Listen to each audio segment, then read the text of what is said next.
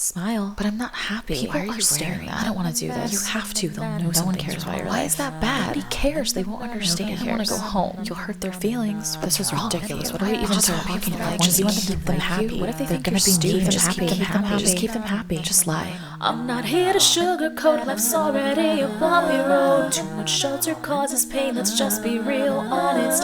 Things are gonna knock you down, avoidance will not help you out. Let's talk it through, here me and you, let's keep it real honest. Hi.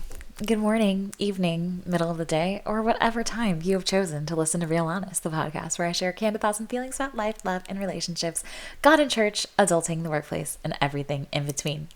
I am your host. My name is Samantha, and you probably won't always like me, but I will always be honest with you. I have a very loose plan for today. I have multiple related thoughts that I haven't completely figured out how they fit together, but I don't really have time to sit and write it all out. So here we are. We're going to just see what happens. Jumping into the goals check-in, I'm sad.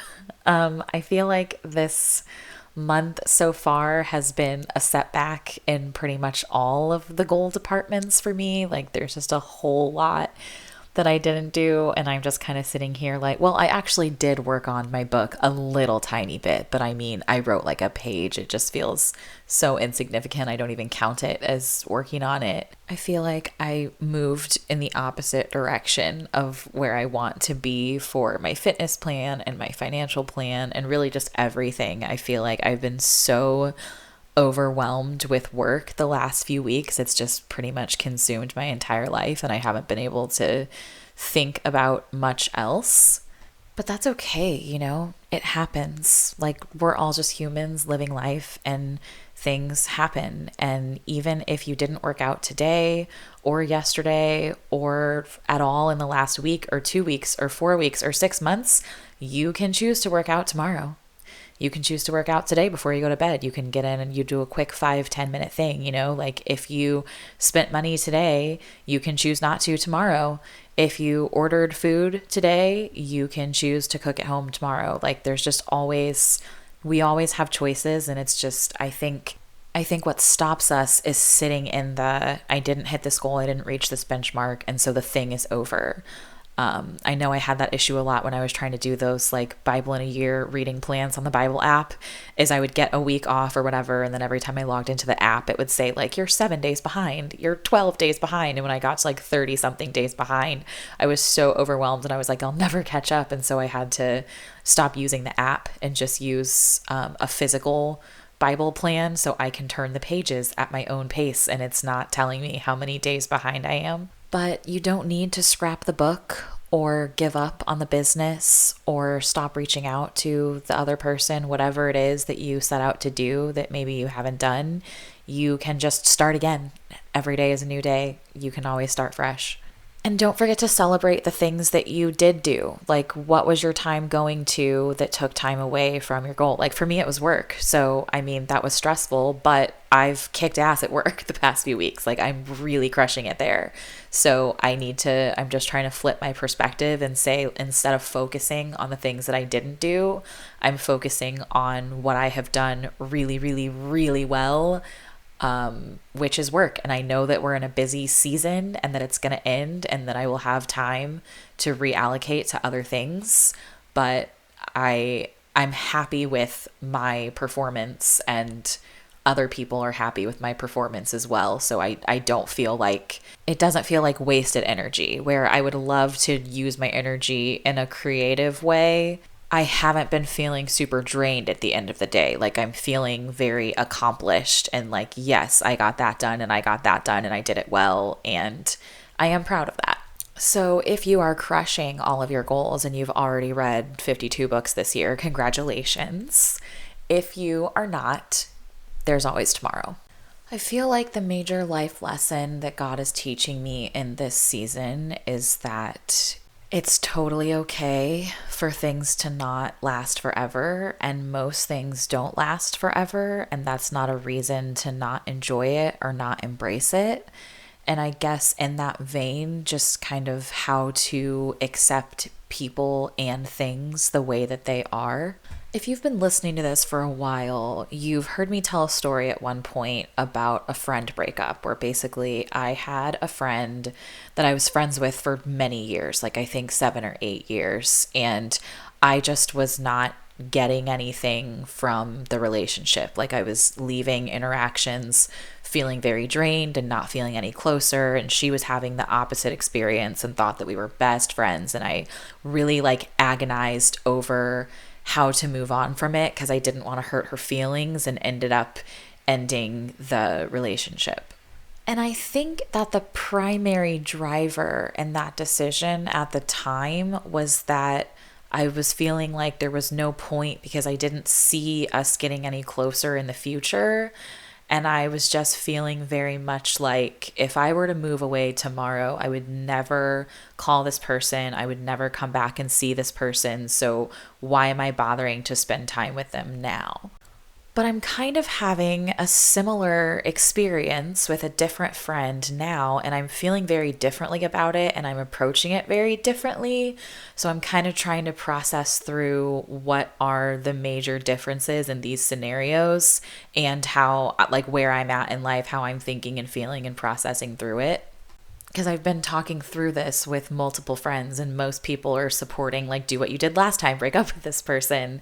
And then one of my friends pointed out to me that my own logic is working against me because back in the day when I was in love with this guy, he was like, hey, you're great. I just don't see a future here. Like, I don't think you and I have potential to end up together, so I don't see a point in us like dating.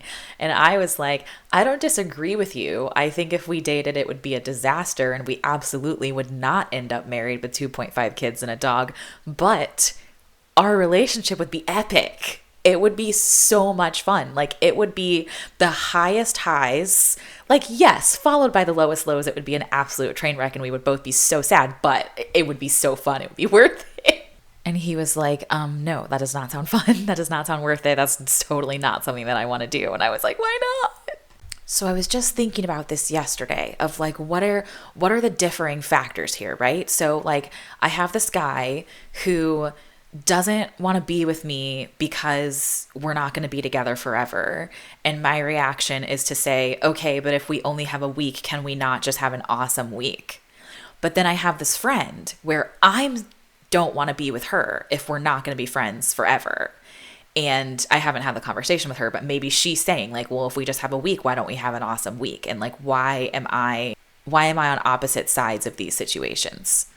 Of course, the obvious answer is that romantic love and friend love are very different. And like, hello, I was totally in love with this person. And so that makes my brain irrational. And even though I did still have the logical part of my brain that like knew that like this would never work, my heart was like, we can make it work though. It's going to be fine. It's going to be great. It's going to be amazing. And with friends, I think you have a greater ability to stay rational for a longer amount of time. I also think the expectations are different. Like generally, people that want to be married, that are dating to find a spouse, it's like as soon as they realize that the person they're dating is not their spouse and that's not their forever person, then they're like, oh, well, you're wasting my time. Like, get out of my spouse's way so I can find them. Or I think with friendships, we don't really think about them in that way. I guess I could be wrong, but I feel like when I made friends as a kid and as a teenager, I kind of just expected that we would be friends forever. And I was very shocked when we were no longer friends. And I think that like if I make friends like at work or at school in a class or something, I kind of expect them to be in my life through the duration of the job or the class. And then when that thing ends, it's just kind of like, if they keep reaching out or I keep reaching out, cool. But if not, it's like, thanks for getting me through that thing. And maybe I personally put more weight on my friendships because I don't think that I'm going to get married and because I'm not currently dating someone. And I think there's also that where like, if you're dating and you're pursuing a marriage with that person, it's like, that's my forever person. So if friends come and go or family members are close or not close, it's not a big deal because I have my person. And I feel like for me, it's like all of that weight that I guess would go on my significant other goes on my friends because I don't have a significant other. And then it's like, okay, well then my friends have significant others. So then I just need more friends to like fill that. And I would love to just have like my one person that's like my forever person, be it a boyfriend or a best friend or whatever it is, like just have that person so I can stop doing the work of like trying to figure out who's in my life forever and who's not and who I should spend time with and who I shouldn't. And I think that the lesson for me is that all of this mental gymnastics that I'm doing is taking time away from just being present with the people that God has placed in my life right now. I'm in a very different place now than I was a few years ago. Like I'm a totally different person. So in analyzing a friendship, 3 years ago where I was like, I got to get out of this, and analyzing a similar friendship now where I'm like, this can serve a purpose. It doesn't have to be the same purpose that my close friends serve. Like, I think when I broke up with that friend a few years ago, it was because I felt like friends of convenience were bad. And now I just feel like they're not bad. They're just a different category of friendship, right? Like we all are going to have our super close friends that we go to for advice and that we call when we're crying and that we celebrate all our wins with and whatever. But maybe those people live far away and it's nice to have somebody that lives down the street to like see a movie with or go to dinner or have a game night or whatever, like just somebody to spend like in-person time with. And it's totally fine to like have a coworker where all the two of you do is vent about work. Like venting can be a really helpful way to get through your day. If work is stressful and you've got someone that you can just send memes to, and there's specific memes to like what's going on at work, and so your friends and family won't get it, then there's nothing that can be the whole relationship, and that's totally fine. That still is serving a purpose. I have a bad habit of getting upset when people don't react in ways that I feel are helpful or bettering the situation, or when I feel like somebody should know me really well, but their actions or their words say that they don't, when it's not necessarily their fault. Like we're very different people, and it could either be that I didn't communicate well to them what it is that would be helpful in the situation, but it could also be that they're not capable of providing what I need in the situation, and that's not a reason to be mad at them. I just had a really rough day yesterday, and I called somebody who told me like, oh, don't let that bother you. And I was like, clearly it's already bothered me. Like I wouldn't have called and shared this with you if it didn't bother me.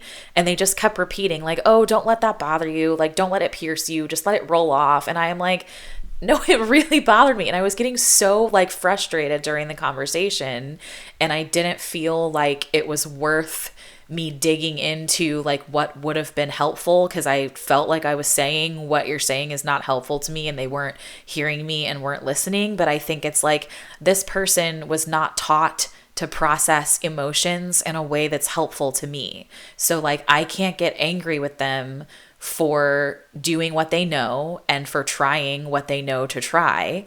My options are either to very clearly say like, hey, it's really not helpful for me when I'm upset about something, and your response is don't let that bother you. Like what would be really helpful to me is if you would acknowledge that somebody said something that was really hurtful to me. Like if you could say like, hey, I'm hearing that what this person said or did was hurtful to you. It was painful, and I'm sorry that they said that, or I'm sorry that they did that. Like I'm sorry that you're stressed out now. And just like it's helpful to me for people to acknowledge how I'm feeling, and it's helpful for me to talk about it. And when people say to me like, oh, don't let that bother you, I receive that as like, I'm bothered that you're bothered, and I want you to just stop complaining or venting or whatever it is that you're doing, and like let's just move on. Like I could have dove into that conversation, and I chose not to because I really needed the emotional support from the thing that I was upset about, and I wasn't getting it. So what I chose to do, I took the other option, which was to end that conversation and then reach out to somebody that I knew could emotionally support me in a way that was going to be very helpful, and like they did, and that worked out. But I think in the past, I would have gotten really upset with the first person. Like, why don't you know me better? Why can't you help me? Like, your job is to help me and you're not doing it. And I feel like I'm like, I have to just accept them as they are, and like the purpose that I want them to serve in my life, they're not able to. So I need to go to the people for that purpose who can serve it and let that person serve the purpose that they are serving. So back to the friend breakup or not situation, like I have this person in my life where I don't feel like we have a whole lot in common. I don't necessarily look forward to spending time together, but I also don't have a bad time. And it's very similar to the person that I ended breaking up with a few years ago. I would say there are some notable differences between the two, because I do think that every relationship is individual and it's situational what you should do with each person. I don't think there's a one size fits all. So I don't think that just because I had one friend that I didn't feel like we were growing, that anytime I don't feel like my friend and I are growing, I have to break up with them. I think the larger determining factor with the person a few years back was that she thought we were really, really close, like was telling me all the time, like, oh my gosh, you're my best friend. I'm so glad I have you. And that was making me feel really bad because I was not feeling that way about her. And I was just like, if I'm your best friend, like, that makes me sad because I want you to have a best friend that like also sees you as their best friend, and there's like give and take here and support on both sides. And like every time I was hanging out with this girl, I was coming home feeling like really, really drained. And so that's a fundamental difference where like the friend that I have now, I don't ever feel drained after spending time with them. It's kind of totally neutral, where it's like spending time with them is like, it's like a nice hour to kind of just shut my brain off and like veg out. But I'm not learning, I'm not growing, I'm not laughing. It's just like, it's straight middle of the road. Like it's not a bad experience or a good experience. It's just an experience. And I think that there can be space for that. I think that like this person is not someone I'm going to call when I'm crying and like not going to share my deepest, darkest secrets with, but it is somebody that like lives close enough that like if I was sick or if they were sick, we do say like, hey, do you want me to run to the pharmacy and like get you any meds or get you soup or anything? Like it's very low effort for us to do stuff like that because it's not super far. And I think of some people that like I may have gone to school with at some point or may have worked at a previous job with that like we both still live in the same city, that like occasionally someone will have a game night or a happy hour and then like I'm on the invite list because I live close enough to go. And it's one of those things where it's like, yeah, if I moved away, of course I wouldn't be invited because I wouldn't live here. Like they're only inviting me because I live here. It's not like necessarily like they're trying to be super close friends, but I do appreciate the invite, and I don't like, it's not necessarily a bad or a good thing. Like just because I might move in 5 years and then not get invited to this person's game nights anymore, is that a reason to not go now? I do think that if you're particularly having a bad experience or like you straight up don't like the people, like, yeah, that's different. I think go ahead and end the friendship. But I think the lesson that I'm learning is just kind of understanding the people that God has placed in my life right now and what their purpose are, and understanding that they all have a different purpose. So instead of saying like, oh, I can't be friends with this person because they're not funny and I value comedy and laughter in my friends, like, no, that's not a reason to not be friends with them. It's just like, okay, their role in my life is not to make me laugh. This other person's role in my life is to make me laugh, and that's totally okay.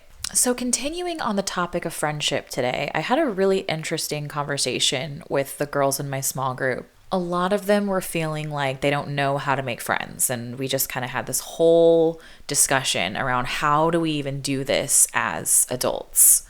And there is this common thread of fear and anxiety that's holding people back from even trying to make friends. So on the how do you do this piece, I really think that it starts with introspection. I think that you need to get to know yourself before you can have healthy relationships with other people, like before you can repair any familial relationships that might be broken, before you can really be successful at dating and marrying, before you can have meaningful friendships. I think you really need to get to know yourself. Once again, I'm going to say go to therapy. I strongly believe everyone should be in therapy. And I also am a huge advocate for journaling. And it doesn't have to be pen and paper. Like iPhones have the new journal app now. Like you can type it. You don't have to journal every day or every week or even every month, but I think like every quarter, every 6 months, do some type of check-in so that you have something to look back on and see your growth. But I think it starts with identifying like, who are you and what do you want? Like, what are you bringing to the table? What do you have to offer? And once you figured that out, then I think you identify the people in your life. Like literally just audit, like who do I interact with on a weekly basis? The people at work. If you have a commute, are there people that you interact with on that journey? Is there like an elevator at the office situation, the people that sit around you? Do you go to a coffee shop on a regular basis, a library? Like who are you interacting with? Who are the people that live around you? Like do you interact with your neighbors, the other people in your house? Like your family can be your friends too. If you're in school, who's in your classes? Do you ever get there early or stay a little late to talk to the people that sit around you? And then of these people, who do you want to get to know better? Identify these people and then take baby steps. You should set goals that are realistic for yourself. So if you are a total introvert and maybe you're taking a class somewhere and you've never spoken to anyone else in the class, maybe saying like, I'm going to have a friend in this class by the end of the month is too aggressive. Like maybe you should say, okay, how long is the class? Maybe it's a semester long. And so maybe you set the goal of like in the first month, you're going to introduce yourself to somebody. And then in the second month, you're going to ask a question to that person. And then the third month, you're going to invite that person to coffee or something to hang out, like make it class related, talk about notes, I don't know, something to try and get you like to work up to a bigger conversation. And this is where we get to the fear and anxiety piece, right? Because so many people are like, I don't want to ask someone to coffee because what if they don't like me? What if they say no? What if we go to coffee and then it's terrible? And it's just like all of these things. And it's like, okay, but what if you go and it's great? You know, if the worst thing that they can say is no, then they say no. And then you don't go to coffee like you weren't going to do if you never asked in the first place. I guess worse than them saying no, they could yell at you and be like, oh my gosh, you crazy freak. How dare you invite me to coffee and think I would want to spend time with you? But if that's their response, then that's a person that you don't want to be friends with. And now they've been very clear with you about who they are and that you don't want to know them. I totally understand and relate to the fear of spending time with new people because none of us want to waste our time. Like time is our most precious resource.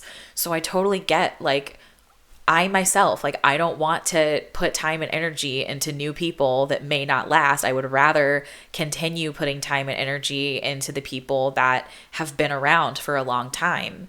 But the people that have been around for a long time have been around for a long time because I've kept putting time and energy into them. I really think that we should date our friends. Like, it's one of those things where if you think about, like, people get on dating apps and before you will, I mean, not everyone does this, but for a lot of people, before you agree to go on the date, you're searching through the person's profile, like you have a little conversation with them on the app and you're not going to agree to meet them in most cases if they haven't said something interesting or you weren't intrigued by something on their profile and you want to learn more about them. So it's the same kind of thing where like if a random stranger invites you to coffee and you guys haven't had any type of interaction that makes you want to get coffee with them, say no. But same thing, we're like, don't be the random stranger asking, like try to work up to some type of a conversation. You know, maybe it's your work bestie that you send memes to all day, every day. And then you say like, you know what, you're really funny. I want to hang out with you outside of work, and just say that and see what they say. I love how this day and age we finally understand that job interviews were a two-way street. Like it's not just you impressing the employer to get the job. Like the employer needs to impress you. The employer needs to explain like, why should I work there? And it's the same thing with friendships. Like when you're hanging out with a new person, you are both evaluating, is this a person that I enjoy spending time with?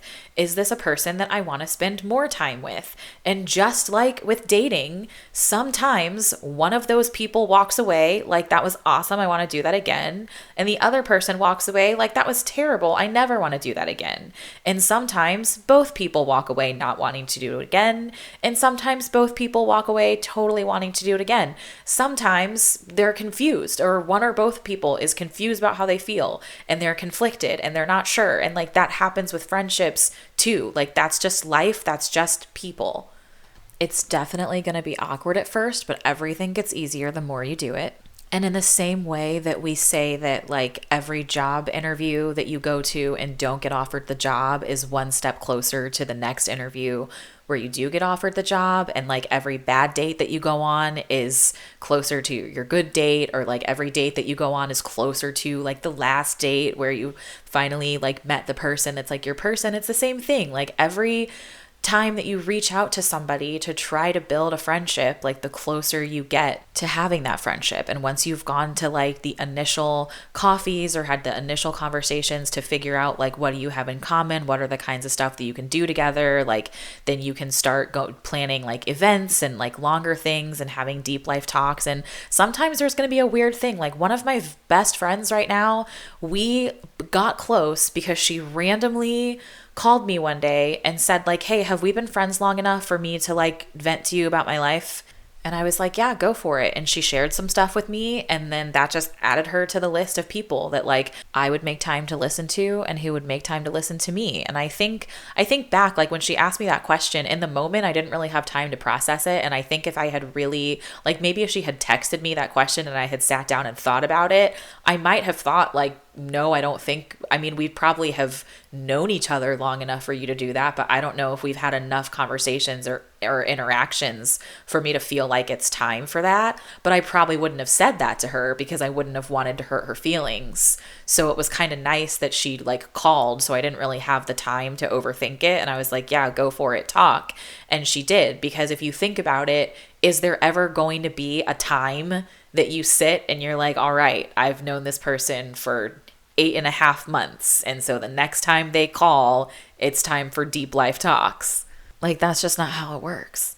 I asked the girls in my small group to share, like, specifically what is it that you're afraid of? And most of them said, like, they're afraid of being vulnerable. Like, they don't want to be vulnerable with people because they don't want the people to use it against them. And I am just like, is that even realistic? Like, when have you shared something with someone that they used against you? Like, where's that fear coming from? What really is that? And again, if they do that, then all they have done is shown you who they are and that they're not a person that you want to invest time and energy into. You know, imagine like if you are afraid to invite someone over because you have like a rare bug collection and you think that they're going to think that you're weird because you love bugs. And then they come over and they see your rare bug collection and they're like, oh my gosh, you're a weirdo. And then they go to work the next day and they tell all the coworkers like so-and-so is a psycho. They have this weird bug collection, and then everybody hates you. Like, is that really realistic? I mean, it's more realistic that people are going to think there's something wrong with that person who's going out of their way to tell everyone that you have this rare bug collection and trying to make everyone think that you're a weirdo. But also, I would argue that if that is the fear, obviously bug collection, unless you actually have one, is an analogy to whatever the thing is that you're afraid of sharing with people, of being vulnerable about. But I would argue that it's, in that scenario, it's more an issue that you're uncomfortable with the thing about yourself, and that you need to accept whatever it is about yourself that you're scared to share. Because if you have this rare bug collection because you love bugs and you're super into bugs, and when people come over, you're like, hey, let me show you my bugs because they're awesome and I know everything about them and I have all of the like scientific names and their habitats and all these things, and like you can get excited about that. Like, people love listening to other people talk about things that they love talking about because that's what makes it interesting. Like, when you are excited and you can give the details, like that's when people lean in. So I think like really focus in on like, if the fear is like, I don't want to be vulnerable because people might use it against me. Where's that fear coming from? Like, is it something that you need to accept or love about yourself so that you can just own it? Because if you truly like love that part of you, then why does it matter if other people don't? Because you want people that are going to love and accept you for who you are. So you should be able to be yourself. And if people don't love and accept you for who you are, then those aren't people that we want around. I think we need to get comfortable being uncomfortable, because so many of us were not taught how to communicate well, that when we start going to therapy and practicing good communication with our friends, it's like we learn this whole new vocabulary, and it feels awkward at first. Like it's not really, because it's not natural, because we haven't been doing it forever. Like the one of the big questions, is, are you just venting, or do you want advice here? Do you just want me to listen? Do you want me to just tell you what you want to hear, or can I be honest here? Like, those are not questions that most of us grew up asking or being asked. So it's going to feel a little weird the first time we do it. I think that if you have friends that are like coming to you with like an issue and you really are not sure how to respond, like whether you want to give advice. I mean, I try to not give advice as a rule. Like when my friends ask for advice, I don't give it to them. If they say like, what do you think I should do about this? I say, well, what do you think you should do? Let's weigh the pros and cons. Let's do a cost benefit analysis. And I try to talk them through all of the options, because I feel like usually when you're asking people for advice, it's either because you don't want the responsibility for if the thing doesn't go the way that you want it to go, or it's because you're not really sure what you want. So I try to talk my friends through the decision in a way that gets them to a place where they feel confident about the decision. But if you're not sure what they want, you should always ask. And you should never assume that they're going to be sure what you want, and you should always tell them. Another really great question is, what would be helpful for you?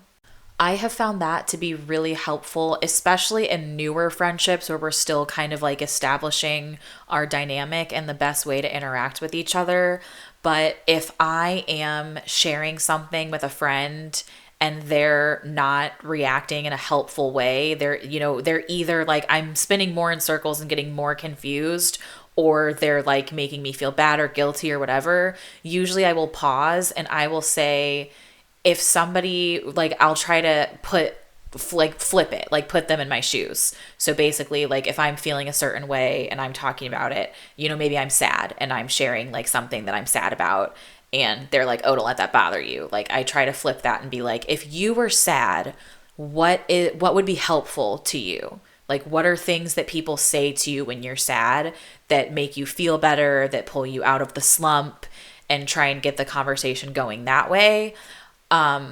Also, like the friend may come to me and like maybe they're sad, maybe they're angry, whatever it is. And if I don't know what's helpful to them, I would say, like, what would be helpful to you right now? What do you need right now?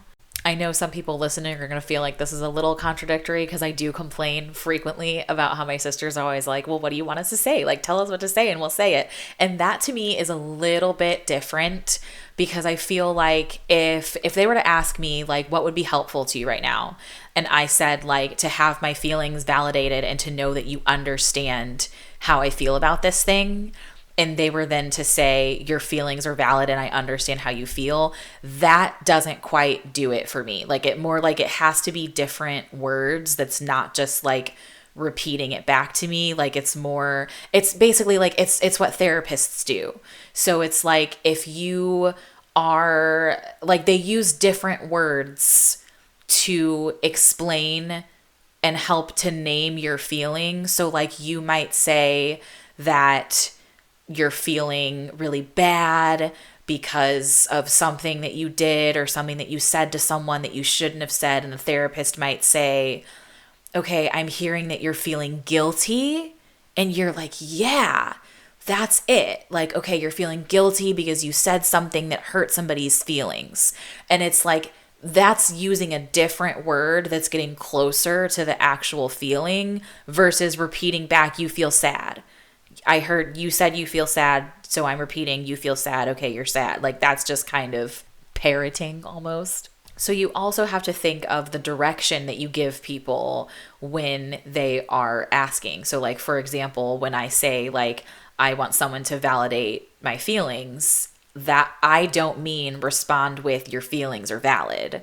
I want someone to respond with the thing that person said to you was awful, and you have every right to be upset about it. I would be pissed if someone said that to me. I would be crying. Like, I totally understand. Like, why and how you're upset. Like, that was ridiculous. That shouldn't have happened. That was a bad thing that happened to you. And like in every relationship, you are going to mess up and say the wrong thing. The other person is going to mess up and say the wrong thing. And sometimes you're going to work through it and you're going to get to the other side. And sometimes it's going to end the relationship. Sometimes one of you is going to be more emotionally mature and more in a place to work through it, and the other person's not. And you can't force people to go where they're not capable of going. Sometimes you're going to have to let people go so that they can change and grow, and maybe you can come back together in the future. Maybe you can't, but focus on today. Focus on the people in front of you today. Like, who is in your life right now, and what purpose are they serving, and what purpose are you serving in their life, and how can you invest more in those people, and how can they invest more in you? How can you face a friendship fear that you have? You know, like if you are afraid of being vulnerable, if you're somebody who really wants close, intimate friendships and you don't have any, or you have one or two and you want 3 or 4, you know, you've got to ask yourself, is the whatever you're afraid of, is the risk of being vulnerable and getting hurt, is it worth getting the intimate friendships or not? Because if you don't try and you're never vulnerable with the people, then you're never going to get the intimate friendships. And is that okay? Like, because you can make that choice too. You can just sit and not do anything and not have them. A lot of times, if these conversations don't go the way that you want, it's not you. That's part of why I said start with getting to know yourself, because being able to like ask these questions and to have healthy relationships, intimate relationships, it requires a level of self-awareness, because for you to ask somebody, what do you need right now? What would be helpful to you right now? They have to know. And a lot of people don't. Like, a lot of people are going to be confused when you ask them that question. And some people are going to sit with it and they're going to think and they're going to figure it out and they're going to come up with an answer. And other people are going to be confused by like, oh my gosh, somebody asked me this really hard question today, and they're going to retreat. And that's not you. It's not because you make them uncomfortable. It's because they are not yet comfortable in themselves to be able to have that conversation with you. And that kind of stuff's just going to happen. Like, you know, it's the same as like you go on a date and you say something awkward or you say something that the other person receives in an awkward way, and then they just can't ever get past it. And then you're just like, dang, I really thought that date went great. And there's that one thing that I said. And it's like, you know, it's part of life. Also, being vulnerable is hard. There are levels to it, and it's very difficult, and it is something that takes a lot of practice.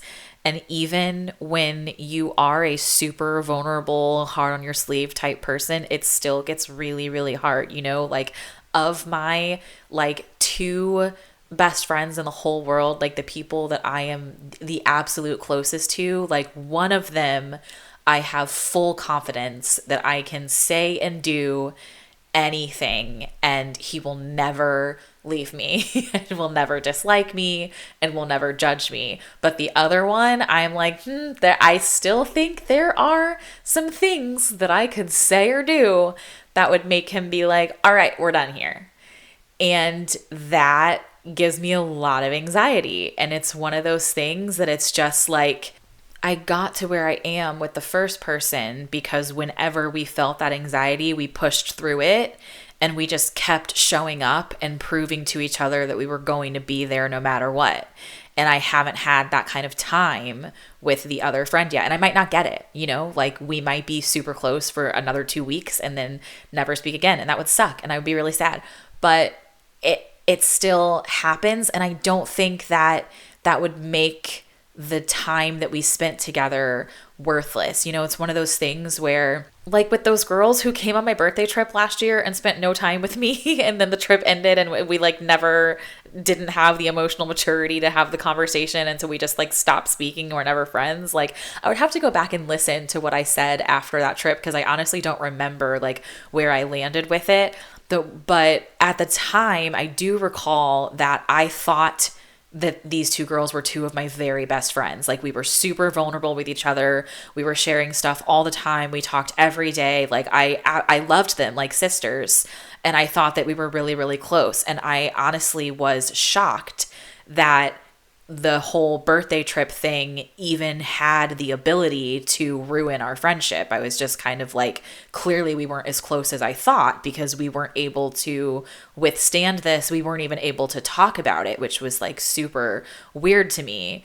And I think that while I was in that space of like being confused and upset about that, I was like, literally, what was the point in us being friends for the past 3, 4, 5, I don't know how many years we were friends, but I was like, what was the point? And now I'm looking back to like, there totally was a point. Like for the 3, 4, 5, however many years that we were friends, we had each other. We talked every day.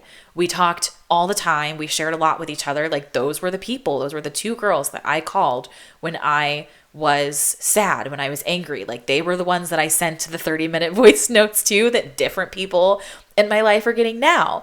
And it's like that was their purpose. Like they were those people who would listen to me and were there for me, and I listened to them and was there for them. Like one of them went through a really rough breakup and like called me sobbing a few times, and I was honored to be there for her.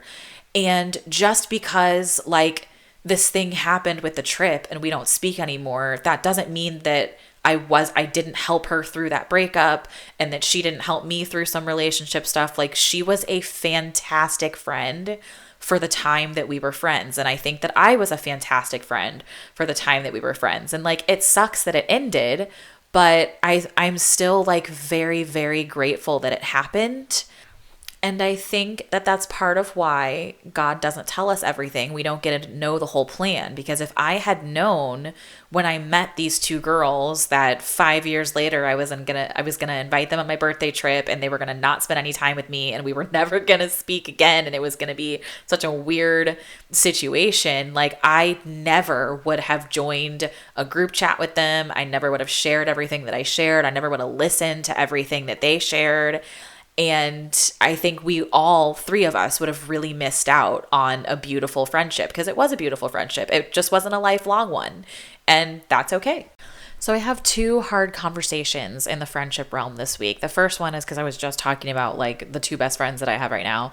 So obviously one of them is Cameron. He's the only person whose name I'm saying on this podcast because he's the only one I'm confident is still going to be my friend in 30 years when I'm like back, like, remember when I had that podcast in my 30s? But anyway, I had a bad day and I was in distress.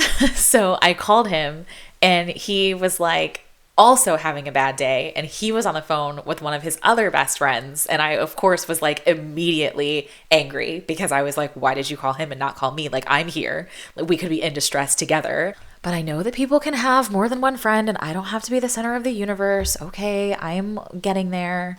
So I had to call my other best friend, and that made me anxious because, as I just explained, like Cameron and I have been best friends for so long, like I just don't have any anxiety there. And with everyone else, it's still relatively new to where there's still like a slight fear of being judged or like how I'm handling the thing. I don't want to be annoying. That's the other thing. Like I know that I can send Cameron literally 100 Snapchats and he will not roll his eyes and be like, oh my gosh, this girl. He's like very entertained by it. But so other people, like I have so many friends who have said like, you keep saying that you send people 30-minute voice notes like a personal podcast. Why don't you ever send those to me? And I think it's because you guys think that I'm joking.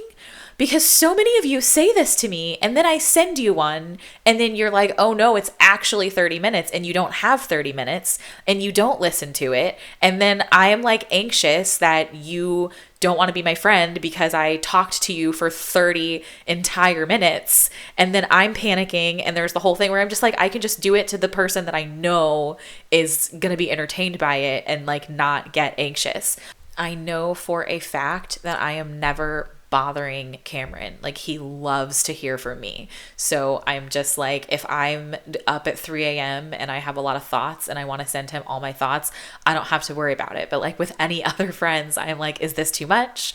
Am I being needy? Like, did I already call them last time I was in distress? How long has it been? How many days has it been? Like, has enough time passed that I can like do this with somebody else so that they don't think that I'm crazy? And so anyway, the hard conversation was condensing everything that I just said into as short of a text message as I could possibly make it, where I was like, hey, I had a bad day and I tried this and I tried that and Cameron is busy and I need somebody to talk to me. And essentially I was trying to say like, I really don't want to get on your nerves and I really don't want you to hate me, but like I also like really need some attention right now. And he was super chill about it. He was just like, okay, what do you need? Like so chill to the point I was like the anxious spiral that I went on in the 47 minutes it took me to craft the text message was so unnecessary. So I'm just telling all of the anxious people out there, just type the message and send it and move on with your day. It is not helping anyone for you to sit and go back and forth while your anxiety spirals into a storm. It's only hurting you. The other conversation was with my work bestie because we have an interesting dynamic in that I am also her boss. And I think I've told you guys, like, my boss is really big on like trying to connect with people. So like he always spends the first 5 and the last 5 minutes of a meeting shooting the shit and like asking about what you're wearing and looking at your background to try to pull out things to get people to talk about stuff. And that drives me insane. So I specifically do not do that with my team. I am like, I scheduled this meeting for 10 minutes because we only need 10 minutes to talk about this work thing. Let's talk about this work thing. Let's knock it out. Let's just go. But then I started to feel bad that I wasn't really like building team morale because we were like only ever talking about work. And I was like, I don't want my team to think that like I don't care about them as people. And this girl on my team is a workaholic. And so we actually started having discussions about non-work stuff because I was so worried that she was working too much. And I was like, are you taking care of yourself? Like, how do you take care of yourself? Do you rest? Do you get massages? Like, what do you do? And so then she started telling me more about like some details about her life and like what she likes to do. And she's like, but she loves work. Like she loves to work. She's totally a workaholic. And I was like, okay, but being a workaholic is not something that I'm going to praise you for. Like, I do not like how Americans are so like work, and all of the other countries are like, let's rest and like actually care about ourselves and people. So I was telling her like, I care about you as a human before I care about you as an employee. And I want to make sure that you are eating and sleeping and drinking water and resting and that you have time to do that. So like, help me help you because I know that you're not going to tell me when you're at capacity. And so like, I really have to manage her workload because I want her to get the hours that she wants, but I also want her to rest and not take on everything by herself. And in having that conversation, like she shared more about like why she's a workaholic and stuff that's going on in her life and has gone on in her childhood. And so from there, we just became really good friends from like sharing stuff with each other. But then because we became really close friends, that of course blurs the line of like me being the boss. And so when there was work coming in that wasn't like hitting the quality bar that I expected, then I have the thing of like, well, I don't want to chastise my friend. I don't want to punish my friend. And so I ended up having to just like set a really hard boundary of like, if we're talking on Slack, it needs to be about work. And if we are texting or talking on Instagram or anywhere that's not Slack, then it's fun. So that I have, based on the medium that we're using to communicate, I know I am your boss here, I am your friend here, and like that's the line that I'm drawing. So that you're not confused and getting whiplash when like I send you a meme and then 5 seconds later send you like a, hey, I need you to redo that. I was pretty anxious about setting that boundary because I was worried that like she was going to pull back and be like, all right, we'll just do work mode 100%. Or that she was going to be like, well, I mean, at this point we're friends. So like, I don't really see you as a manager anymore. But none of those fears came true. It was very like, yeah, that makes sense. Let's do that. And it works great for us. Ooh, what I'm watching right now, I just finished The Flight Attendant, which I maintain is the best show I have ever seen. I think it is excellent in every way, start to finish, and everybody should watch it. I also just finished, I can't remember if this was the second or the third season of Shrinking, but that show is amazing. I haven't been to the theater in a while, but I did watch, what is that? I forget what it's called, but the new Netflix movie about the like Scott Foley's in it and like his daughter buys a villa for $1 in Italy and then he moves there and it's a love story for him. That movie was odd. It was a strange movie. I did not like it. My small group watched it together and like it was an entertaining experience, like texting about it while we were watching, but like I don't think any of us liked it. Speaking of bad movies, next month we're watching Twilight because I learned that 2 girls in my group have never seen it. And while I do maintain that Twilight is one of the worst movies ever made, I do think that everyone should see it. that's all I have for you today. I would love to hear from you guys just about your thoughts around the whole friendship situation. Like, what is it that you're afraid of that's holding you back? What are the baby steps that you're going to take? And how many of you, like, who's having these conversations with their friends? Like, and how often are you thinking about it, of like how to ask people for what you need and how to ask people for what they need? Like, is it awkward? And how long has it been awkward? How long have you been doing it? How long did it take until it got less awkward? Like, I want to talk about all of these things. Send me an email at realhonestpod@gmail.com. Okay, bye. I'm not here to sugarcoat, life's already a bumpy road. Too much shelter causes pain, let's just be real honest. Things are gonna knock you down, avoidance will not help you out. Let's talk it through, here me and you, let's keep it real honest.